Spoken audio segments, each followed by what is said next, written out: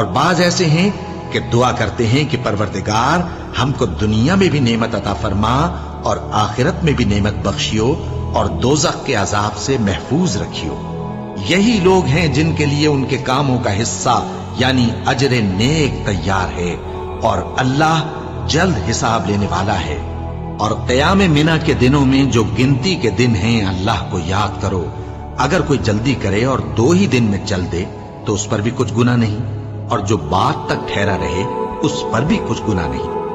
یہ باتیں اس شخص کے لیے ہیں جو اللہ سے ڈرے، اور تم لوگ اللہ سے ڈرتے رہو اور جان رکھو کہ تم سب اس کے پاس جمع کیے جاؤ گے۔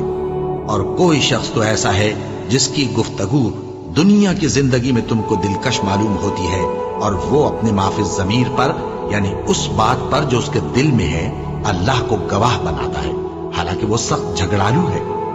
اور جب پیٹ پھیر کر چلا جاتا ہے تو زمین میں دوڑتا پھرتا ہے تاکہ اس میں فتنہ انگیزی کرے اور کھیتی کو برباد اور انسانوں اور حیوانوں کی نسل کو نابود کر دے، اور اللہ فتنہ انگیزی کو پسند نہیں کرتا۔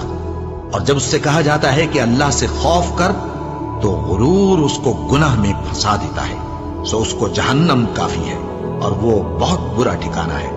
اور کوئی شخص ایسا ہے کہ اللہ کی خوشنودی حاصل کرنے کے لیے اپنی جان بیچ ڈالتا ہے، اور اللہ بندوں پر بہت مہربان ہے۔ مومنو، اسلام میں پورے داخل ہو جاؤ اور شیطان کے پیچھے نہ چلو، وہ تو تمہارا کھلا دشمن ہے۔ پھر اگر تم احکام روشن پہنچ جانے کے بعد لڑکھڑا جاؤ تو جان رکھو کہ اللہ غالب ہے، حکمت والا ہے۔